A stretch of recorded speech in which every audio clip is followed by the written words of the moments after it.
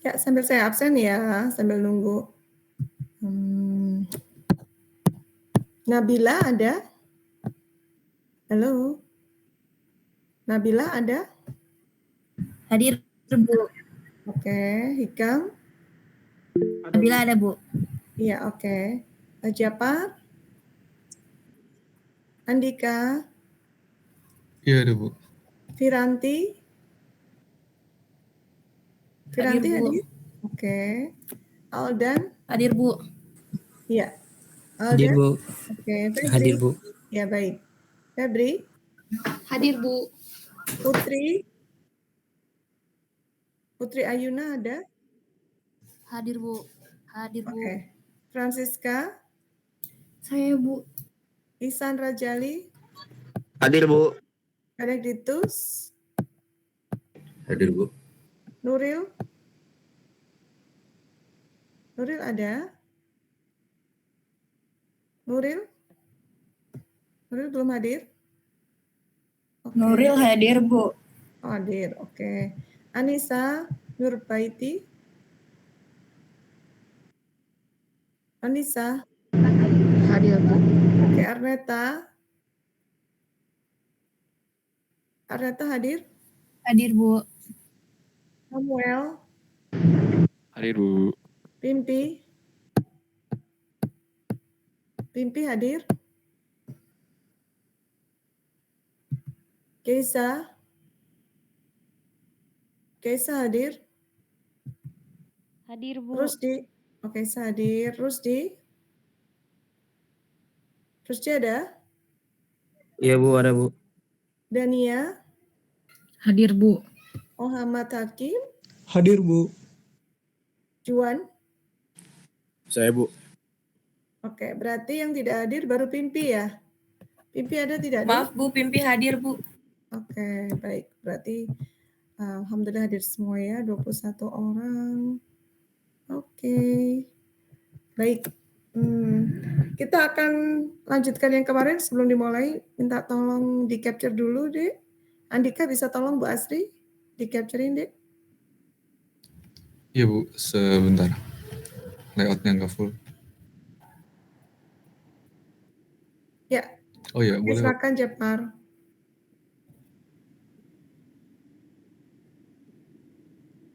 Keisa? Keisa boleh open cam-nya, Keisa?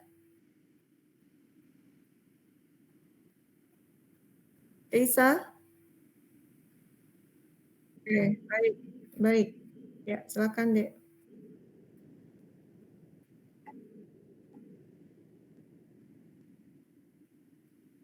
Oke, terima kasih Japar. Oke, kita akan melanjutkan materi kita terkait HSDPA ya.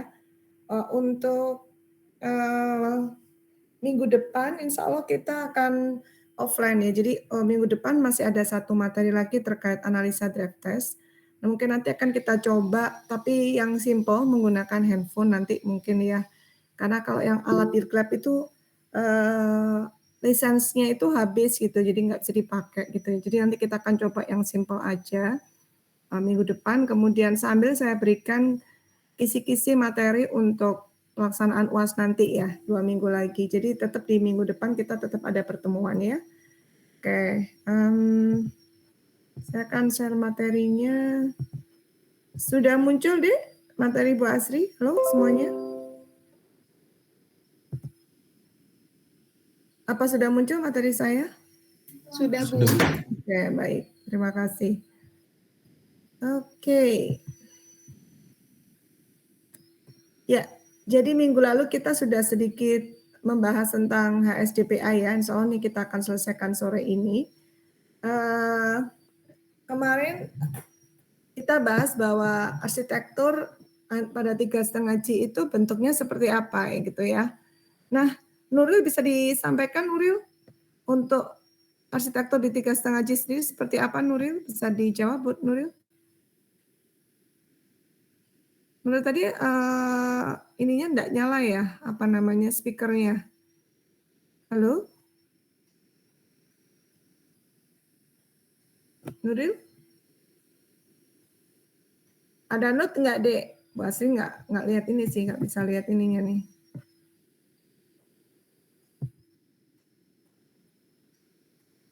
Maaf Bu, Nurila lagi di kamar mandi. Oke. Ditanya langsung izin ke kamar mandi ya. Oke, baik. Boleh dibantu siapa ya nih ya? Rusdi, boleh dijawab Rusdi? Sebetulnya bagaimana arsitektur di 3.5G, Rusdi? Halo? Gimana Rusdi? Rusdi ada Rusdi? Gimana arsitekturnya?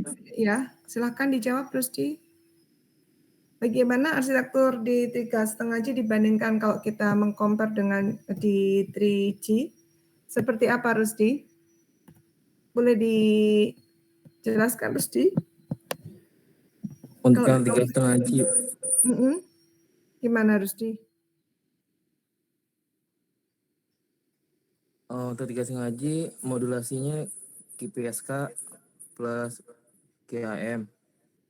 Untuk multiplexingnya Oke, tidak. baik. Itu di mana Rusdi? Modulasi itu perbedaannya di bagian apa Rusdi? Di bagian BBU, Bu. Ya, di RAN ya, betul. Oke, di bagian BBU-nya. Baik. Jadi, secara arsitektur sebetulnya bagaimana, Dek, antara 3G dengan 3.5G? Arsitekturnya bagaimana, Rusdi, berarti sebetulnya? Halo, Rusdi? Iya, Bu. Jadi secara arsitektur bagaimana sebetulnya kesimpulannya? RAN digantikan nama itu, Bu. Putran. Secara arsitektur sebetulnya tidak ada yang berubah ya antara RAN di bagian RAN dengan di bagian core-nya tetap kan ya Rusdi ya. Tapi yang berubah adalah ada penambahan apa nih? Jadi, itu Bu, software. Iya, ada penambahan software yaitu apa Rusdi namanya? Mac HS pada sisi RAN. Ya, oke. Di Note B. MAC, ya betul. MAC HS, Medium Access Control HS. Penambahan software ini adanya adalah di Note B. Oke, betul ya. Dengan adanya penambahan ini, maka proses yang awalnya kan Note B itu yang mengontrol adalah RNC ya. Jadi awalnya proses-proses yang dilakukan itu harus dilakukan di RNC gitu ya. Tetapi dengan adanya software MACHS yang awalnya proses-proses itu dilakukan di RNC ya, proses rescheduling, retransmisi, maka semuanya bisa dilakukan di Note B sehingga ini mempercepat proses dan meningkatkan capacity ya, meningkatkan throughput ya di jaringan HSDPA terutama pada saat proses downlink. Nah, impact-nya apa aja nih gitu ya, feature-nya apa aja? Ada 4 macam feature ya. Sebentar, saya tuliskan ya. Ada 4 macam feature yang bisa berpengaruh ya terkait dengan adanya penambahan software MACHS ini.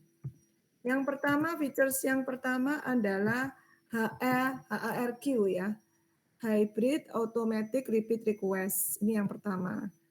Nah, yang pertama adalah HARQ, Hybrid Automatic Repeat Request. Yang kedua adalah fast site selection ya. Fast site selection. Kemudian yang ketiga ada fast scheduling. Ini ada 4 sebetulnya ya. Di sini sebetulnya cuma 3 ya. Jadi ada, saya tambahkan aja.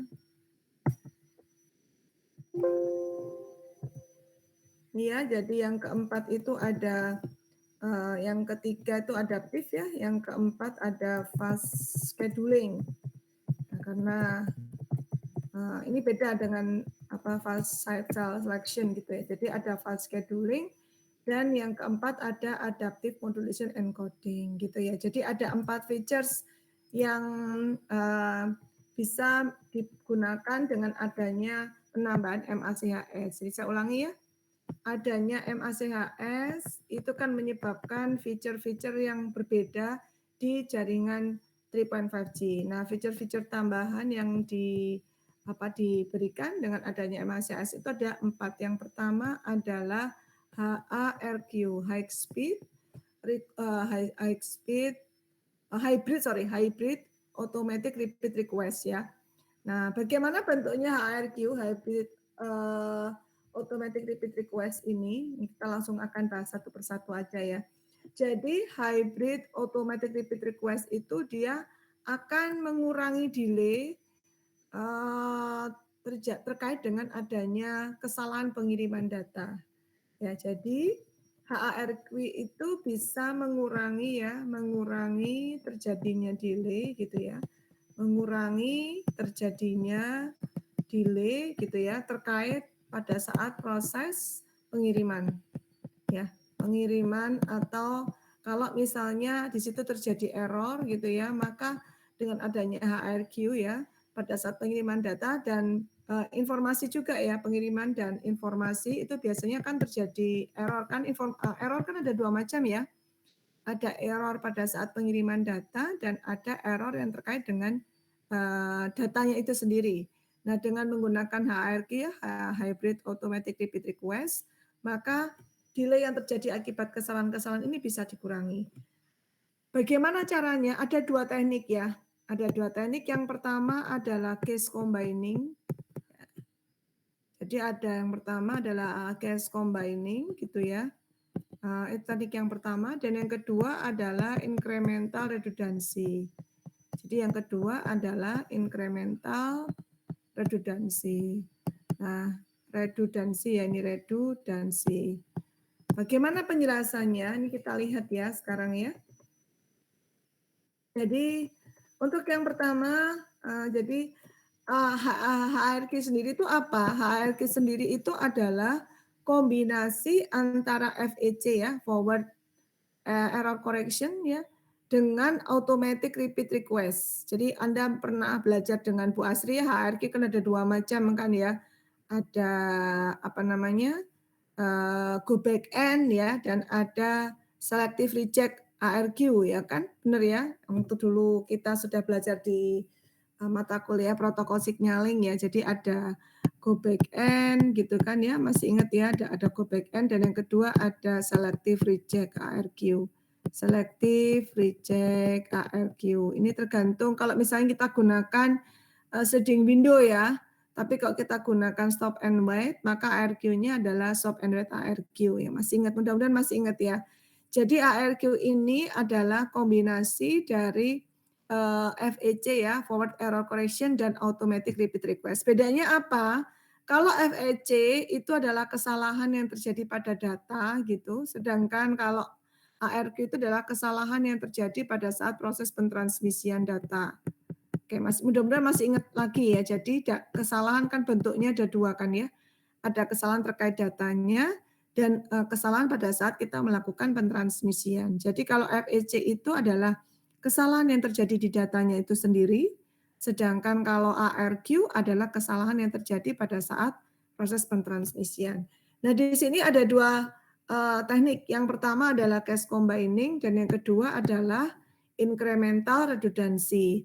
Apa bedanya? Tolong diperhatikan ya. Jadi kalau di case combining itu cara untuk melakukan apa namanya penyempurnaan atau cara untuk memperbaiki kesalahannya adalah pada saat kita mengirimkan data blok ini ya. Jadi kalau kita mengirimkan data blok, kita sekaligus mengirimkan semacam kalau boleh saya sampaikan semacam duplikatnya gitu ya, Dek. Jadi ada duplikat yang dikirimkan gitu ya. Ada retransmission block yang dikirimkan yang menyerupai dari data blok asli gitu ya, dan ini kemudian akan di-combine gitu ya. Jadi antara data blok dengan duplikat data bloknya ya, retransmission blocknya itu akan di-combine. Nah, tujuannya apa? Tujuannya seandainya nanti di data blok itu sendiri ada kesalahan-kesalahan saat pengiriman gitu ya, ada yang membackup yaitu duplikatnya ini ya, retransmission blocknya itu. Dan dari sini nanti yang diterima adalah yang data blocknya gitu ya. Nah, jadi problemnya di sini kerugiannya dengan menggunakan metode case combining ini adalah akhirnya ini akan membuang-buang bandwidth ya, waste bandwidth gitu ya. Jadi bandwidthnya terbuang, kenapa? Karena kita harus mengirimkan data ibaratnya double gitu ya, double 2 gitu ya. Yang pertama data aslinya dan yang kedua adalah bentuk dari data yang dipakai sebagai duplikat untuk kalau menjaga agar tidak terjadi kesalahan gitu ya. Tetapi kelebihannya ada decodable. Nah, ini self decodable ini yang nanti menjadi kelemahan dari yang satunya ya, yang incremental itu dia tidak self decodable. Di sini self decodable artinya dia bisa memperbaiki kesalahan dia sendiri dengan adanya retransmission block-nya itu. Kemudian bisa lebih mempersingkat dalam time diversity dan path diversity. Ini adalah keuntungannya ya. Sedangkan kerugiannya adalah tadi membuang bandwidth ya, terjadi pembuangan atau merugikan gitu ya, karena capacity bandwidth-nya jadi berkurang. Yang awalnya itu dia hanya mengirimkan datanya saja harus ditambah dengan duplikat ya, untuk tujuan supaya digunakan sebagai backup ya atau sebagai pengaman gitu ya seandainya terjadi kesalahan. Jelas ini untuk case combining? Halo semuanya? Jelas, Bu. Oke, nah yang kedua adalah incremental redundancy gitu ya. Kalau di incremental redundancy bedanya apa? Di dalam incremental redundancy ini data block tadi akan ditambah juga sama seperti pada case combining, tetapi ditambahkannya ini hanya berupa information dari incremental redundancy database-nya. Bentuknya biasanya seperti sebuah flag ya, Dek, semacam bendera gitu ya, sebagai penanda gitu ya. Penanda ini adalah datanya gitu ya. Jadi untuk menandakan awal datanya itu seperti apa gitu ya, sebagai informasi gitu. Nah, nanti flag atau penanda dengan data block-nya ini akan di-combine ya, akan digabung jadi satu, kemudian di bagian penerima akan didetek lagi ada error apa enggak. Nah, nanti setelah itu akan dipisahkan mana yang flag-nya tadi ya, IR database-nya mana dan data yang aslinya mana. Gitu. Jadi kalau dibandingkan dengan case combining tadi gitu ya, ini lebih tidak memakan bandwidth ya. Jadi keuntungannya tidak terlalu memakan bandwidth sehingga bandwidth dari kapasitas pelanggannya itu lebih tinggi, lebih meningkat dibandingkan dengan yang case combining gitu ya. Tetapi kerugiannya adalah non self decodable gitu ya. Kebalikan dari yang tadi. Kalau tadi kan dia self decodable ya, bisa memperbaiki sendiri kesalahannya. Kalau ini dia tidak bisa gitu ya, karena harus ada error detection yang ditambahkan di sini gitu ya. Karena memang datanya tidak dikirimkan double. Jadi kalau misalnya ada kesalahan yang terjadi terkait data, maka harus ada metode perbaikan kesalahan untuk memperbaiki kesalahannya. Ya seperti itu. Jelas untuk incremental redundancy dia kelebihan dan keuntungannya juga. Halo semuanya? Jelas ya? Ada yang mau bertanya? Oke, ada yang mau bertanya sampai sini? Tidak? Kalau tidak saya lanjut. Iya, belum ada. Jadi HARQ tujuannya adalah untuk mengurangi gitu ya, mengurangi terjadinya delay yang diakibatkan karena adanya kesalahan pada saat pengiriman. Nah, kesalahan tadi ada dua macam ya. Kesalahan datanya itu sendiri ya tadi FEC dan kesalahan pada saat kita mengirimkan transmisi datanya atau di sini metodenya adalah ARQ. Jadi gabungan antara ini ya, antara kesalahan data dan kesalahan transmisi data. Kita menyebutnya sebagai hybrid automatic repeat request. Oke ya. Dan yang kedua adalah ini yang pertama ya, jelas ya. Yang kedua adalah fast cell site selection. Ini yang kedua ya. Yang saya tulis ya, fast cell selection itu tujuannya adalah mengurangi terjadinya handover failure. Jadi mengurangi terjadinya kegagalan pada saat kita melakukan handover ya. Jadi yang kedua adalah fast cell site selection. Yang kedua adalah fast cell site selection. Fast cell site selection. Jadi tujuannya di sini adalah untuk mengurangi terjadinya kegagalan pada saat pelaksanaan melakukan handover gitu ya. Dania coba dijelaskan ada berapa macam handover Dania? Masih ingat Dania? Ada berapa macam jenis handover Dania? Iya, Bu, sebentar. Handover ada berapa macam Dania?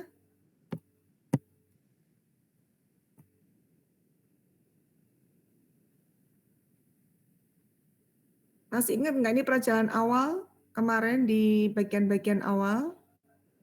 Handover ada berapa macam? Bisa dibantu yang lain? Boleh saya bantu deh, Bu? Boleh, silakan. Siapa Ada ini? Febri, Bu. Ya, Febri. Silakan, Febri. Ada 3 ya, Bu?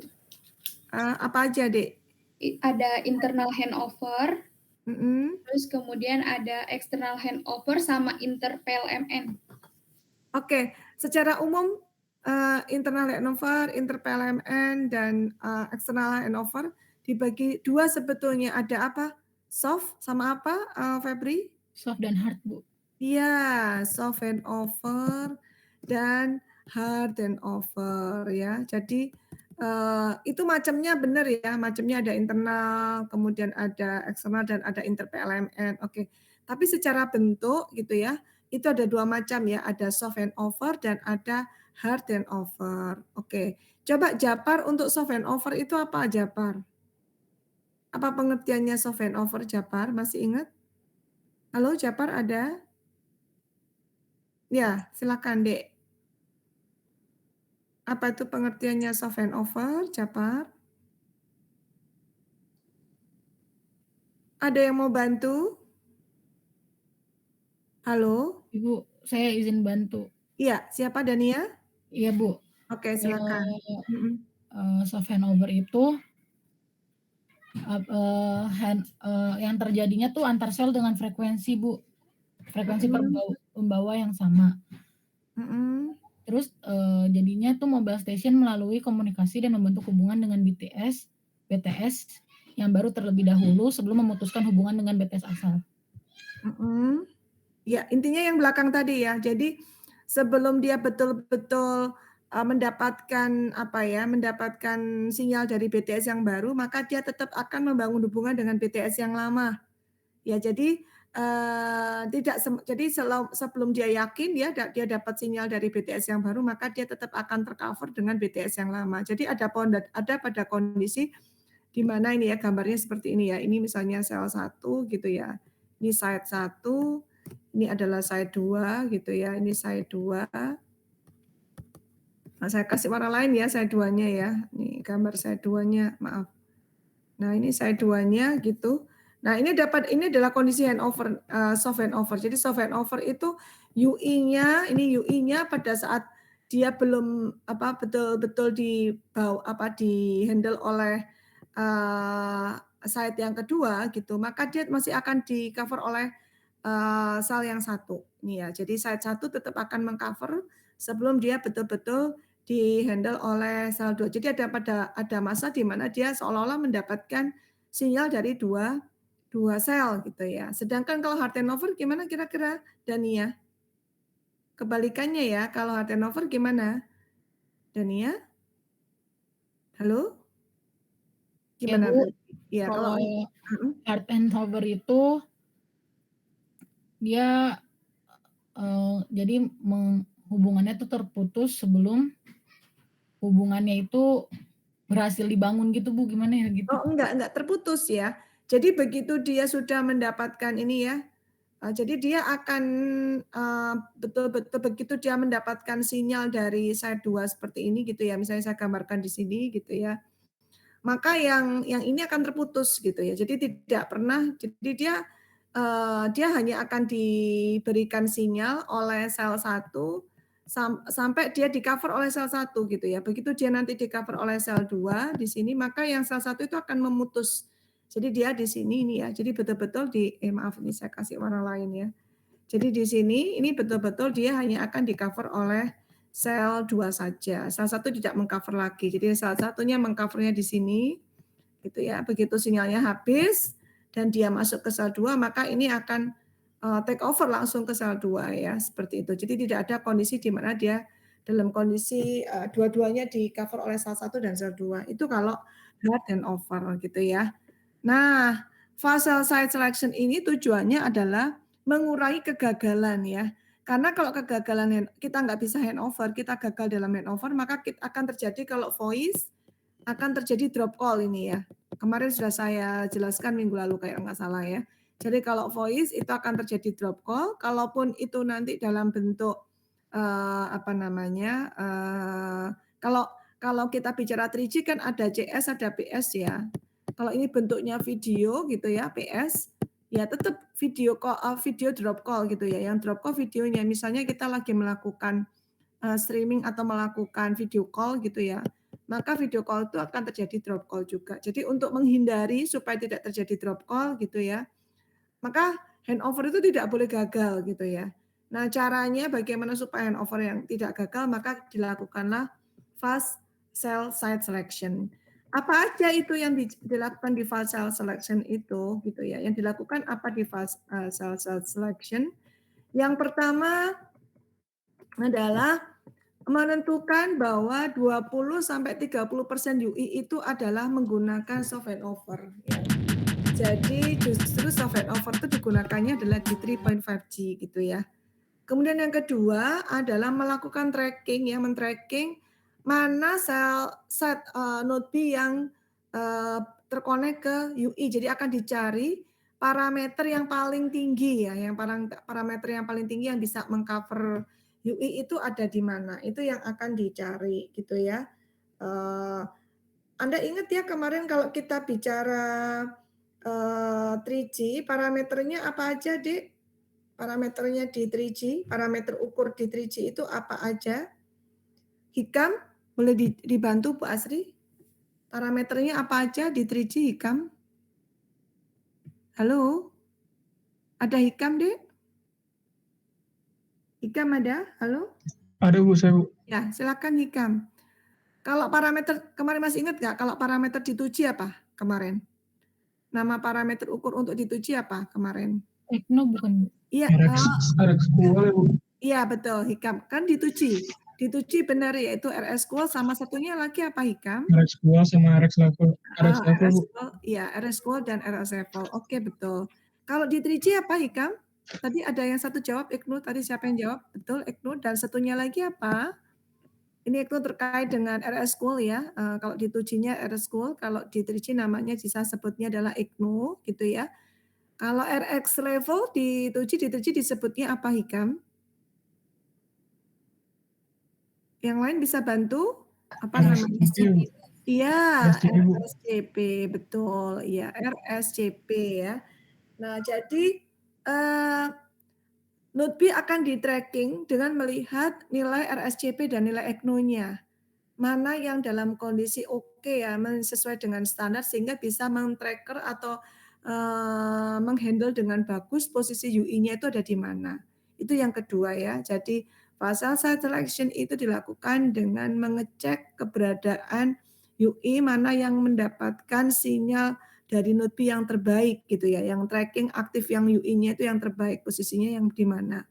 Yaitu dilihat dari parameter RSCP dan parameter ECNO. Nanti minggu depan coba kita lihat ya, kita cari dengan menggunakan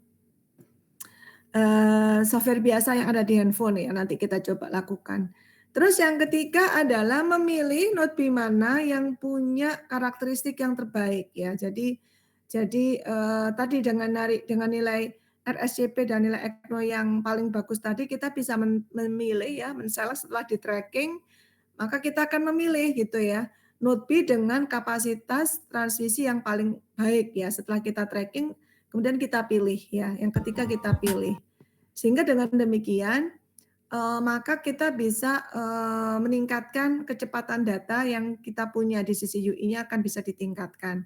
Jadi saya ulangi ya, fase cell selection itu yang pertama dengan menggunakan metode soft handover gitu ya, sehingga memastikan bahwa si UI itu akan tetap dapat sinyal sebelum dia betul-betul berpindah ke sel yang baru gitu ya. Jadi dengan menggunakan soft handover.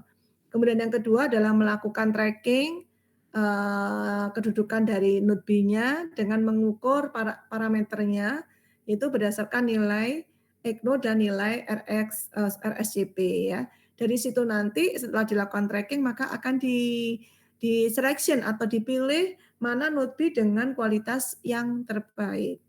Jelas ini untuk fase selection, Dek? Halo semuanya? Jelas, Bu. Oke ya, jadi fase selection ini tadi ya. Jadi yang pertama tadi ada 3 step ya. Yang pertama tadi adalah menggunakan soft handover gitu ya. menggunakan soft handover untuk melakukan proses handover sehingga memastikan bahwa sel itu masih tetap dapat sinyal sebelum dia berpindah ke sel yang lain gitu ya. Kemudian yang kedua tadi adalah melakukan tracking ya. Melakukan tracking untuk mencari node B mana yang terbaik ya, melakukan tracking. Tracking di sini adalah mengukur parameter ya, parameter tracking node B ya, tracking node B untuk menentukan mana yang mempunyai nilai RSCP dan nilai IGNO yang bagus gitu ya untuk mengcover UI gitu ya. Setelah dilakukan tracking maka kemudian dilakukanlah selection. Jadi dipilih node B mana yang cocok gitu ya untuk dilakukan koneksi seperti itu. Ya, ini untuk metode yang kedua ya. Terus yang ketiga adalah fast scheduling. Ya, yang ketiga adalah fast scheduling ya, scheduling. Ya, apa itu langkah di dalam fast scheduling ya? Jadi untuk melakukan fast scheduling ini ada tujuannya adalah untuk mengimprove ini ya. Jadi fast scheduling itu tujuannya adalah untuk mengimprove resource. Ya, mengimprove kemampuan dari sistem ya, resource dari sistem manajemennya seperti apa. Nah, di sini fast scheduling itu ada 3 metode yang bisa dipilih ya. Yang pertama adalah ini ya, jadi fast scheduling itu terutama, ini fase sering ya. Jadi fast scheduling itu ada 3. Yang pertama adalah round robin ya, round robin. Yang kedua adalah, ini saya kasih warna yang lain ya.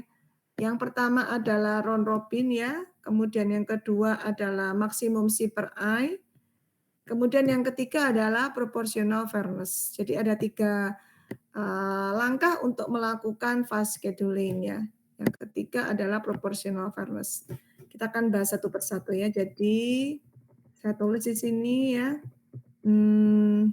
Fast scheduling ada 3. Yang pertama adalah round robin, yang kedua adalah maksimum C per I, gitu ya. Dan yang ketiga adalah proportional fairness. Proportional fairness. Nah, apa itu round robin? Round robin ini merupakan metode yang sering banyak dipakai ya, Dek. Pada saat kita melakukan komunikasi data terutama di bagian transport ya. Jadi kalau contohnya di F5 ya, mungkin beberapa kakak kelas Anda sekarang sedang ada juga yang magang di F5 gitu ya. Jadi round robin ini metode round robin ini jadi kita terkait dengan cara melakukan antrian ya, terkait dengan antrian atau queuing ya. Bacanya apa ya? Queuing ya. Queuing atau queue ya. Jadi antrian di sini di mana metode yang digunakan di round robin itu adalah pilihannya adalah first in first out. Jadi siapa yang antri pertama kali atau yang masuk pertama kali itu yang akan dilayani pertama kali ya, first in first out. Jadi yang akan dilayani pertama kali adalah yang antri pertama gitu. Nah, problemnya sekarang bagaimana menentukan siapa yang pertama kali antri itu ya, siapa yang dapat antrian pertama. Yang dapat antrian pertama adalah yang punya, contohnya misalnya yang punya nilai QoS yang paling baik, yang paling besar gitu ya. Nah, itu akan mendapatkan kesempatan pertama gitu ya. Atau informasi-informasi yang sifatnya real time, voice gitu ya, video call. Nah, itu akan mendapatkan antrian yang pertama. Itu adalah round robin ya. Jadi siapa yang ada di dalam antrian pertama, itulah yang akan dilayani pertama kali ya, dengan menggunakan metode first in first out. Cuman untuk menentukan siapa yang di pertamanya itu ada beberapa metode ya. Jadi ini nanti akan dibahas secara khusus nanti di mata kuliah Jargon Broadband ada ya, Dek ya. Bagaimana penentuan antrian ya di dalam first in first out di round robin itu seperti apa. Jadi di sini fair-nya adalah semua tetap akan dijadwalkan ya, meskipun kondisi kanalnya itu nggak bagus gitu ya, tapi semua informasi itu tetap akan dijadwalkan, tetap akan masuk ke dalam antrian. Itu kalau round robin ya, yang pertama. Yang kedua adalah maksimum C per I. Nah, kalau maksimum C per I carrier to interference ya, nilai C per I. C per I itu kepanjangan dari carrier to interference. Jadi di sini melihat nilai interference atau apa namanya ya, noise ya, interferensi atau noise yang terjadi pada saat pengiriman ya. Jadi UI itu akan dilihat nilai SIR-nya, signal to interference ratio-nya. Jadi melihat seberapa harusnya SIR-nya yang paling tinggi itu yang diantrikan terdulu gitu ya. Jadi ini kurang fair gitu ya. Kenapa kurang fair? Kalau nanti ada user yang punya nilai SIR rendah, berarti kan dia jelek ya adik sinyalnya ya. Kalau SIR rendah kan berarti interferensinya tinggi kan ya. Sudah interferensinya tinggi, diantrikannya belakangan gitu ya. Kasihan kan ya. Jadi di sini metode maksimum C per I ini kurang fair ya, karena si UI-nya jadi sudah dia dapat layanan yang jelek gitu ya, karena sinyalnya interferensinya lebih tinggi. Antriannya pada saat pengiriman juga, schedule-nya juga dia menduduki urutan yang terakhir gitu ya, karena nilai SIR-nya jelek tadi gitu ya. Jadi tambah double-double gitu ya. Nah, jadi ini dianggap kurang fair gitu ya, maksimum C per I ini. Nah, sehingga di metode proportional fairness PF, maka ini merupakan penggabungan dari round robin dan maksimum C per I gitu ya. Jadi di PF ini merupakan metode untuk memilih gitu ya antara dua ini gitu ya. Jadi mengambil titik tengahnya ya. Jadi dia menggabungkan antara round robin dan maksimum C per I. Jadi sehingga nanti setiap pengguna itu akan mendapatkan layanan yang terbaik gitu ya. Dapatkan layanan terbaik sesuai dengan kondisi yang dia peroleh saat itu. Itu fast scheduling ya. Jadi saya ulangi, fast scheduling ini ada 3 ya. Ada round robin, ada maksimum C per I, dan ada proportional fairness ya. Jadi kalau round robin itu lebih mengarah ke sistem antrian ya, dan dia mengutamakan FIFO ya, first in first out. Nah, untuk yang siapa yang menjadi first in-nya, antrian pertamanya itu biasanya contohnya dilihat dari nilai QoS-nya gitu ya, atau nilai sifat datanya, data-data yang bersifat real time biasanya akan diantrikan terlebih dahulu ya kan, seperti itu. Kemudian yang kedua adalah maksimum C per I ya, carrier to interference. Jadi dilihat dari nilai SIR-nya ya. User-user yang dengan nilai SIR yang rendah, dia akan dilayani terakhir ya. Kasihan ya, sudah nilai SIR-nya rendah, antriannya terakhir gitu ya. Jadi kurang fair ya, dianggap kurang fair untuk metode ini gitu ya. Karena yang sudah mendapatkan layanan buruk, tambah buruk lagi gitu ya, karena antriannya terakhir. Sehingga untuk mencegah ini gitu ya, supaya lebih bagus, adalah metode yang ketiga, yaitu proportional fairness, yang merupakan penggabungan antara round robin dengan maksimum C per I. Jadi di sini bagaimana prosesnya ya, disesuaikan dengan kondisi dari si UI-nya gitu ya. Sehingga UI akan mendapatkan kondisi kanal yang paling optimum, yang paling terbaik yang bisa diberikan ke si UI. Jelas untuk fast scheduling, Dek, semuanya? Halo? Jelas apa ada yang mau bertanya ini untuk fast scheduling? Jelas, Bu. Oke, dan yang terakhir yang keempat adalah AMC ya. Adaptive Modulation Scheme ya. AMC ya, Adaptive Modulation skema ya. Skema modulasi secara adaptif. Anda tahu ada berapa macam modulasi, tadi sudah dijawab Rusi di awal. Ada berapa macam metode modulasi di 3.5G, Dek? Halo, semuanya ada berapa macam? 2. Ada 2 ya, yaitu apa? QPSK sama 16 QAM. Ya, betul, sama 16 QAM. Ya, betul, makasih. Jadi di metode ini AMC gitu ya, Adaptive Modulation Code ini scam ya, di sini secara otomatis itu nanti si sistem itu bisa menentukan user mana gitu ya yang cocok untuk mendapatkan QPSK dan user mana yang cocok untuk mendapatkan 16 QAM. Kalau misalnya user itu mempunyai kecepatan hanya 1/4 gitu ya, code rate-nya yang digunakan kan ada 1/4, ada setengah, 5/8 sampai 3/4 ya. Kalau dia cuma punya 1/4 code rate-nya, maka dia akan menggunakan QPSK. Ya, kalau code rate-nya bagus 3/4, maka di sini dia akan mendapatkan 16 QAM. Jadi tergantung dari code rate-nya ya. Jika kanalnya buruk ya, dia hanya mendapatkan turbo code atau code rate 1/4, maka di sini dia akan menggunakan modulasinya dengan QPSK ya. Tapi kalau dia code rate-nya, turbo code rate-nya itu 3/4 ya, kondisinya bagus gitu ya, maka digunakanlah 16 QAM. Jadi secara otomatis, secara adaptif, si sistem itu sudah bisa menyesuaikan ya. Jadi tergantung dari kondisi UI.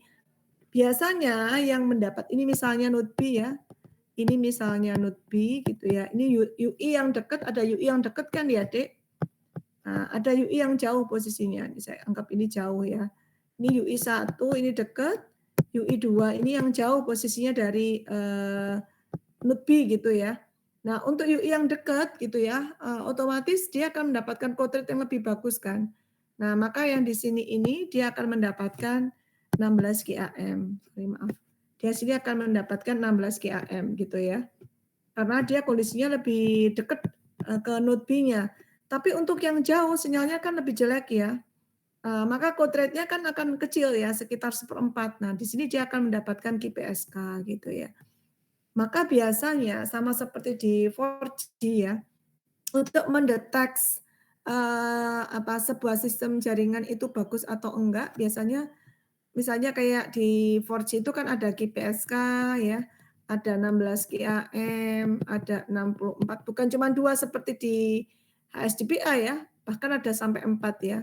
64 QAM dan 6 QAM ya, ada 4.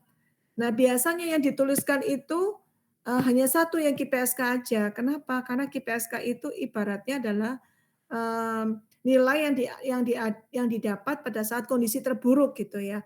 Jadi kalau kondisi terburuknya ini oke, bagus, berarti intinya dengan menggunakan kondisi-kondisi yang lain tuh udah pasti dia akan oke gitu ya. Jadi seperti itu. Jadi sama seperti itu ya. Jadi di adaptive modulation scheme ini secara adaptif ya, secara adaptif itu kan bisa menyesuaikan ya. Jadi si UI itu akan bisa diberikan penyesuaian gitu ya, sehingga pada saat dia memang kondisinya nggak bagus, dia akan mendapatkan code rate yang rendah 1/4 dan modulasinya adalah QPSK gitu ya. Dan pada saat dia kondisinya bagus, kanalnya dia akan kecepatan rate-nya akan tinggi, bisa sampai 3/4 dan di sini modulasinya adalah 16 QAM. Jadi seperti itu. Paham ini, Dek? Halo semuanya? Jelas ya? 4 Jelas, Bu. macam feature yang ada di HSDPA ya, karena adanya penambahan tadi ya, penambahan MACHS. Jadi ini ya, ini dilakukan secara adaptif ya, secara adaptif otomatis. Apakah kalau yang kondisinya jelek ya, nilai rate-nya itu cuma 1/4 gitu ya, kondisinya kanalnya buruk gitu, maka digunakan QPSK. Tapi kalau misalnya rate-nya bagus, kanalnya bagus gitu ya, maka digunakan 16 QAM. Oke, sehingga dari sini kita bisa meng-compare ya, apa perbandingan antara 3G dengan 3.5G ya. Jadi secara data rate, impact-nya adalah kecepatannya jadi meningkat ya. Jadi dari 2 Mbps bisa menjadi sampai 10 Mbps. Kemudian dengan adanya modulasinya juga dengan penambahan MACHS, modulasinya ada perubahan, ada penggantian software di bagian BBU yang awalnya modulasinya QPSK menjadi QPSA ditambah dengan 16 QAM. Dan transmisi time intervalnya ya, delay-nya, transmisi time intervalnya tadi dengan adanya fase scheduling gitu ya, fase cell selection itu dari awalnya yang 10 milisecond menjadi 2 milisecond. Sehingga dengan hal-hal tersebut tadi 4 feature yang ada di HSDPA menyebabkan user throughput maksimumnya menjadi lebih baik ya. Jadi makanya dikatakan dia HSDPA, high speed downlink ya. Jadi pada saat kondisi downlink throughput maksimum yang didapatkan akan bisa lebih bagus dan delay-nya pun akan berkurang. Jadi seperti itu ya.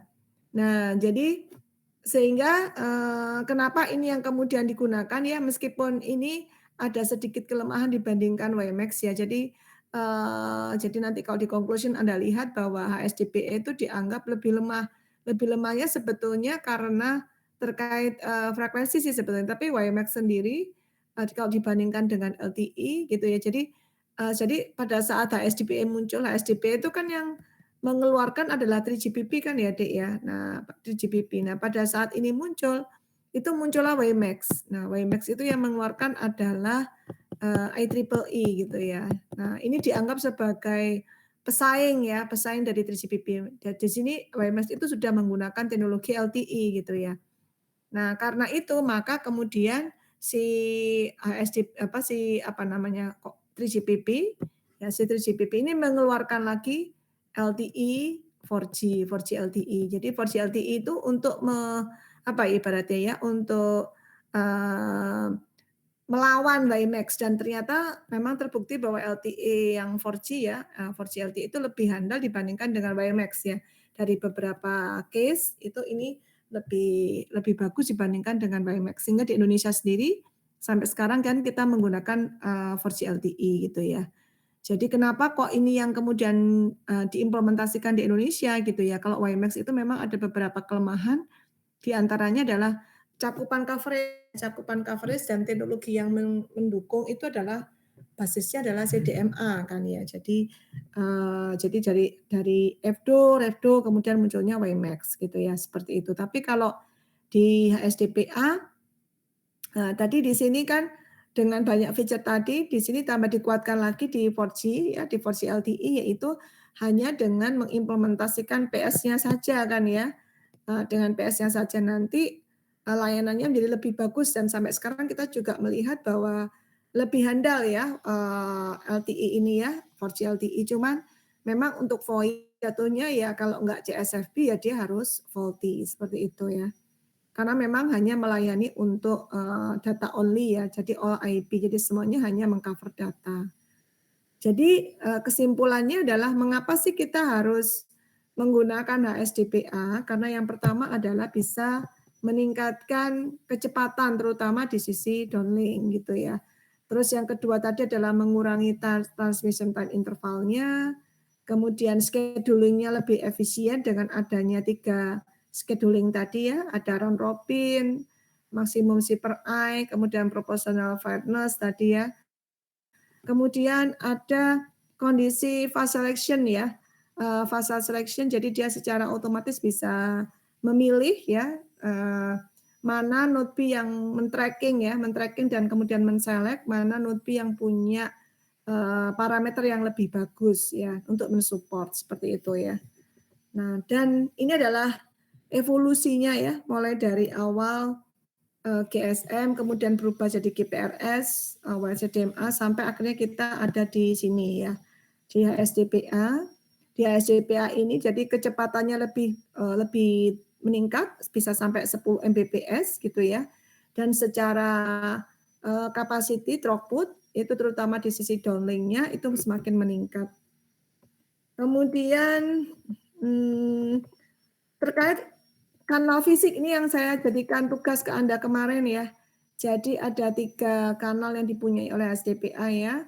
Ada HS PDSCH, ada HS SCCCH, dan Dedicated Physical Control Channel atau DPCCH. Nah, 3 kanal inilah yang membedakan antara kinerja 3G dengan HSDPA ya. Terutama ini dipakai untuk kondisi downlink ya. Semuanya adalah untuk mengcover kondisi downlink. Oke, coba kita review lagi ya. 4 features yang ada di di HSDPA tadi. Coba disebutkan satu persatu ya sebelum kita masuk ke kesimpulan. Juan, bisa disebutkan satu dulu Juan, silakan. 4 feature yang ada di HSDPA. Halo Juan, ada Juan? Iya Bu, ada Bu. Silakan Dek, disebutkan satu dulu Juan. Apa aja tadi? Bisa digunakan dalam waktu bersamaan Bu. Maksudnya apa? Feature-nya apa namanya? Kan ada 4 nih, Anda mau jelaskan yang mana? Yang digunakan waktu bersamaan itu apa? Apa nih namanya? Apa, Dek? Vera, boleh dibantu Vera? Satu dulu Vera. Halo? Vera ada Vera? Vera kelas A, Bu. Vera kelas A ya? Oh, sorry. Vera kelas A, Bu. Sorry. Oke. Febri sampai Vera sih. Febri, maaf Febri, boleh dibantu Febri? Sampai Untuk yang maaf ya Febri ya. Ya, Mau Bu, nggak apa-apa, Bu. ngomong Febri kok jadi keliru Vera. Silakan Febri. Gimana Febri? Yang Untuk satu. yang pertama itu Satu dulu ada aja Febri. Febri Ya, yang jawab. satu itu ada hybrid automatic repeat request atau HARQ. Oke. Itu kombinasi dari kesalahan data atau FEC dan ARQ atau kesalahan pada transmisinya. Oke. Metodenya ada berapa macam di HRQ, Febri? Ada 2, Bu. Yang Oke. pertama itu ada case combining sama increment redundancy. Incremental ya, incremental redundancy. Oke, yang case combining penjelasannya gimana Febri? Atau saya yang lain aja deh. Andika coba dibantu. Ya, makasih ya Febri ya. Andika coba dibantu Febri Andika. Bedanya antara case combining dengan incremental redundancy apa Andika? Halo Andika? Ada Andika? Iya ada Bu. Oke, silakan Andika. Jadi untuk case combining itu codingnya diaplikasikan ke transmisi paket. Terus Bentuknya gimana? Tadi udah Bu Asih jelaskan nih. Kenapa? Apa yang menjadi kelemahannya? Apa yang menjadi kelebihannya? Gimana tadi kalau case combining?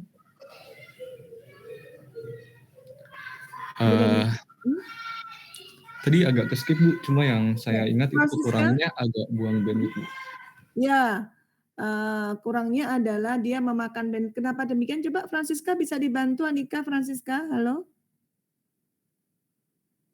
Halo Francisca ada? Halo? Iya Bu, Francisca hadir. Oke, silakan Francisca. Ibu, maaf boleh diulang pertanyaannya? Tadi Bedanya antara case combining sama incremental redundancy apa, Dek?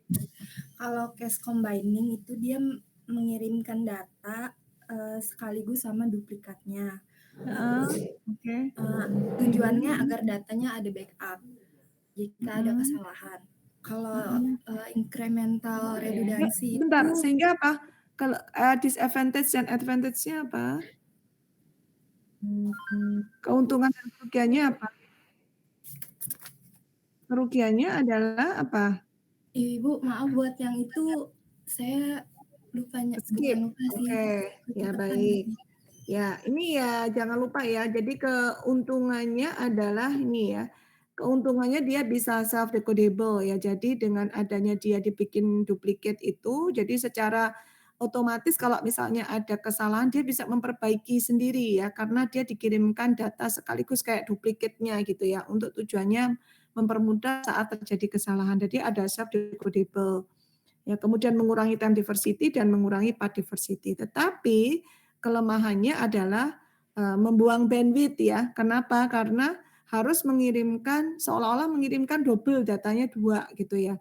Yang pertama adalah datanya itu sendiri gitu ya, kodenya sendiri, data bloknya sendiri. Kedua adalah retransmission bloknya, duplikat dari bloknya, sehingga kapasitas bandwidth-nya kan jadi banyak terbuang gitu ya. Jadi dikatakan sebagai wastage bandwidth, jadi mengurangi bandwidth atau menyia-nyiakan bandwidth lah seperti itu gitu.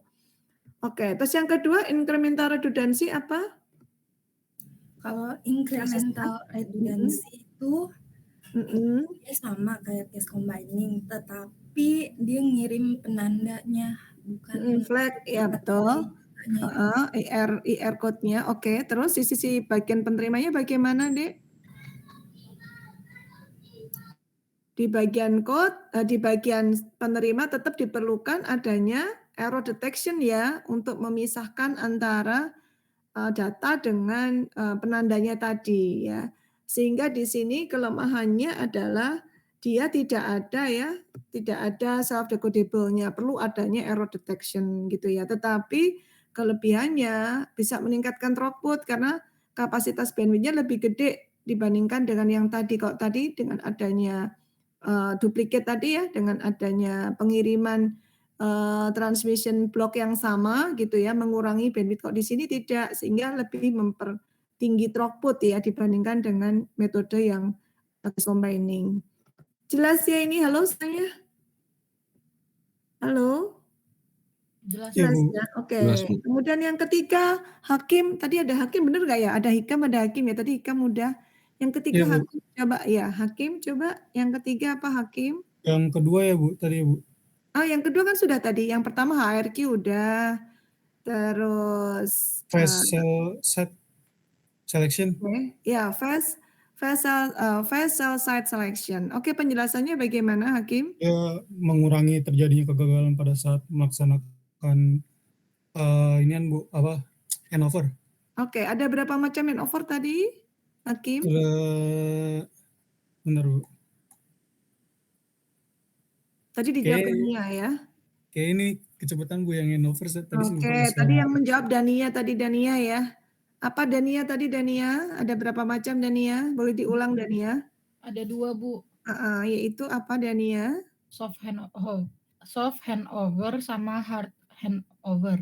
Oke, jadi ada soft handover dan ada hard handover. Tadi bedanya apa Dania? Udah tahu belum Hakim? Iya, Bu. Ya, tahu ya. Kalau soft handover itu sebelum betul-betul di cover oleh selnya gitu ya, maka dia akan tetap di cover, di take over oleh sel awal gitu ya. Jadi sel awal akan tetap terus mengcover sampai dipastikan betul bahwa dia sudah mendapatkan sinyal dari sel yang baru gitu ya. Sedangkan kalau hard handover pada saat dia sudah mendapat sel dari yang baru, maka otomatis yang lama itu akan meng-cut gitu ya. Jadi tidak pernah satu UI itu mendapatkan 2 sinyal dari 2 sel itu tidak akan pernah gitu ya. Sehingga penjelasannya untuk fase site selection ini apa aja langkahnya, siapa Hakim? Langkahnya apa aja Hakim?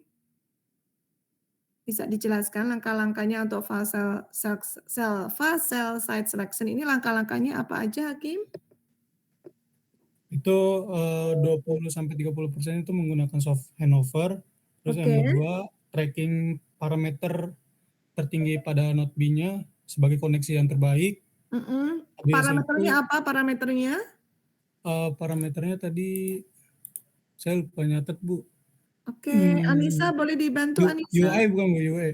Bukan, UI itu ininya, perangkat usernya UI namanya.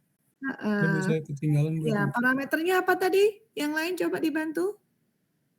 Apa tadi 2 parameternya itu? RSCP sama ECNO, Bu. Iya, RSCP dan ECNO. Tadi dijawab sama Hikam tadi ya, kalau di 2G itu ada RSQL sama RxLevel gitu ya. Tapi kalau di 3G adalah RSCP untuk gantinya RxLevel ya. Dan RSQL itu dinyatakan dengan ECNO ya. Itu yang akan dipakai sebagai parameternya. Terus yang ketiga apalagi satu lagi, Dek? Habis tracking yang ketiga adalah Dia habis tracking dia memilih, Bu, node B yang terbaik, karakteristik yang terbaik. Iya, oke. Yang ketiga adalah men-select node B mana yang mempunyai karakteristik yang terbaik. Oke. Yang keempat terakhir yang belum dijelaskan, coba Anissa Nurbaiti. Ada Anissa? Halo? Anissa ada nggak? Kemana nih Anissa nih? Anissa ada, Anissa? Anissa tidak ada. Tadi masuk nggak sih? Anissa kelas ini kan ya? Nanti saya salah lagi ya. Anissa nggak ada ya. Keiza, coba Keiza.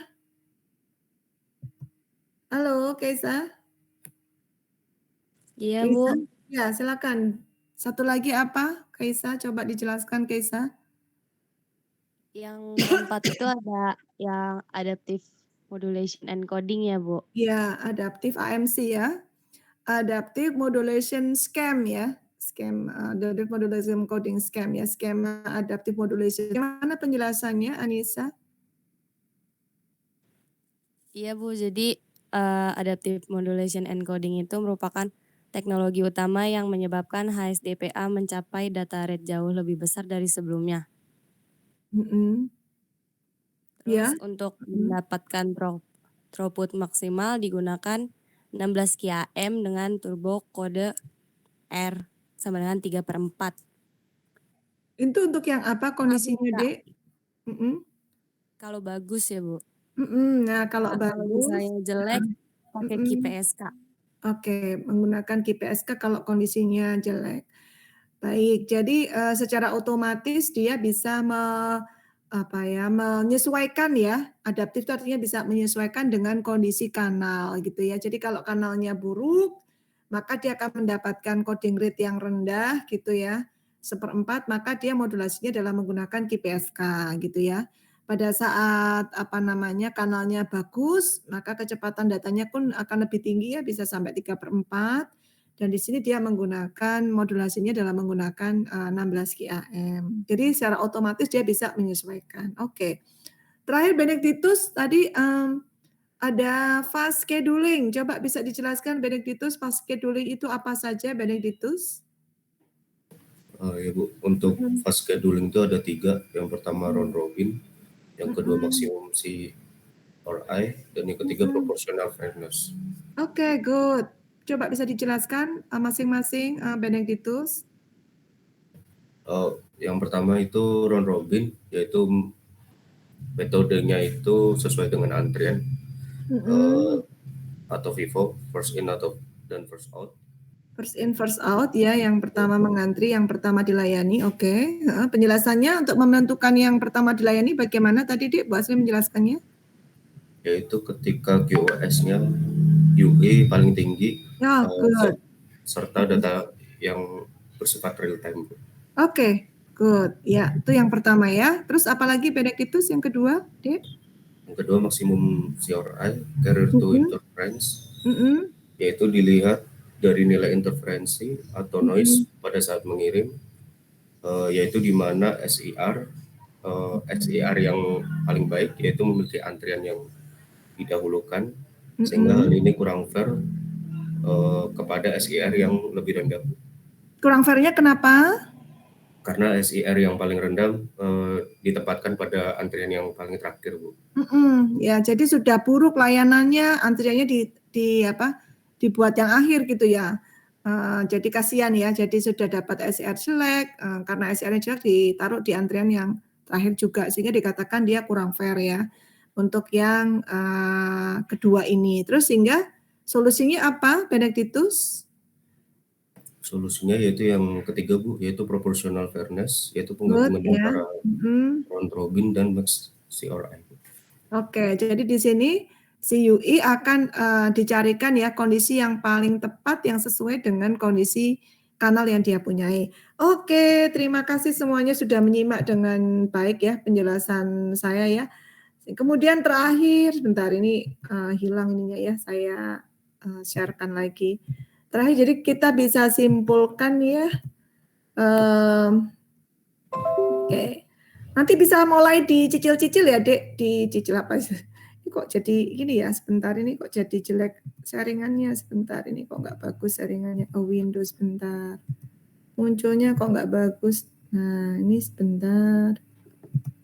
Nah, jadi nanti sudah mulai dicicil untuk ini ya, UAS-nya ya. Materinya lumayan banyak dan ada perhitungan mulai dari perhitungan yang 2G ya, cara menghitung link budget yang 2G itu yang ada pakai software yang menggunakan Excel itu ya, tapi nanti ada coba untuk menghitungkan perhitungan secara manual ya, karena kita close book ya nanti ujiannya ya. Jadi coba sambil di review lagi karena materinya masih ada satu lagi terkait dengan analisa draft test ya minggu depan insya Allah ya.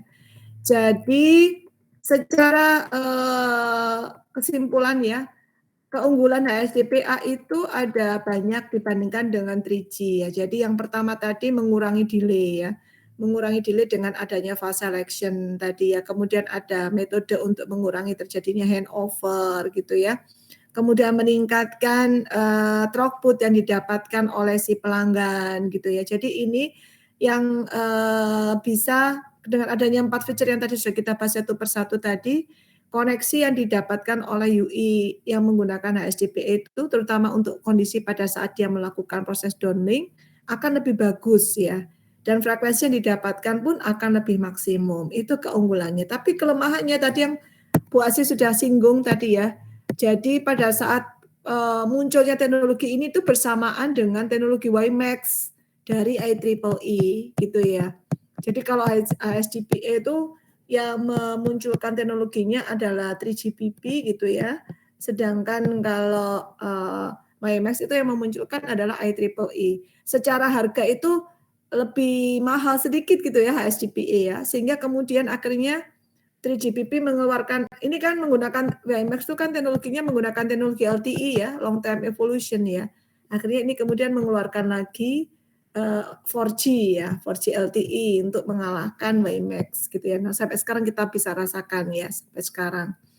Nah, jadi secara kecepatannya maksimum itu oke gitu ya. Terus intinya secara teknologi sebetulnya sudah bagus, tetapi memang pada saat itu karena berbarengan dengan munculnya teknologi WiMAX ya. WiMAX ini berangkatnya dari CDMA juga. Ini kan teknologinya CDMA ya. Ada CDMA F2, ada CDMA Ref2 gitu ya. Nah, jadi waktu itu kalah bersaing dari sisi harga gitu ya. Tapi kemudian ditutup atau dengan munculnya teknologi 4G LTE ya, yang kemudian mengalahkan gitu ya WiMAX dari IEEE yang sampai sekarang kita gunakan gitu ya. Nah, jadi kesimpulannya adalah adanya pengubahan dari jaringan 3G ke 3.5G memang dirasakan sangat menguntungkan ya, karena ada tidak dari arsitektur tidak banyak berubah gitu ya, hanya ada penambahan di sisi softwarenya, tetapi secara implementasi di sisi pelanggan gitu ya, HSDPA itu sangat meningkatkan throughput dan memberikan layanan yang lebih bagus di sisi pelanggannya, lebih efisien di sisi QoS-nya gitu ya. Kecepatannya bisa meningkat dari 2 Mbps ke 10 Mbps, kemudian delay-nya pun dari 10 milisecond hanya menjadi 2 milisecond saja. Jadi kebalikannya ya delay-nya. 10 milisecond jadi 2, jadi semakin kecil delay-nya. Oke, mungkin itu yang ada yang mau bertanya sampai sini? Tidak ya, cukup jelas semuanya ya? Halo? Iya Bu, cukup Oke jelas. ya. Iya, Bu. Cukup ya, karena cukup jelas mungkin untuk materi sore ini terkait HSDPA saya cukupkan ya. Jadi sekali lagi saya ingatkan mungkin ini waktunya karena sudah mendekati UAS, ada baiknya Anda mulai review kembali materi. Nanti minggu depan masih ada pertemuan 1 kali dengan Bu Asri offline ya. Nanti di situ saya akan sampaikan kisi-kisi untuk UAS nanti, sekaligus kita bahas materi terakhir terkait analisis draft test ya, analisa draft test nanti kita bahas untuk yang 7-3G aja, yang 4G nanti kita bahas di semester depan bersamaan dengan 5G gitu ya. Terima kasih semuanya. Insya Allah kita ketemu minggu depan, sehat-sehat selalu karena mau UAS ya, dijaga kesehatannya. Terima kasih, mohon maaf kalau ada kekurangan dari saya akhiri ya. Assalamualaikum warahmatullahi wabarakatuh. Makasih semuanya. Jinlev ya. Waalaikumsalam warahmatullahi wabarakatuh. Alhamdulillah.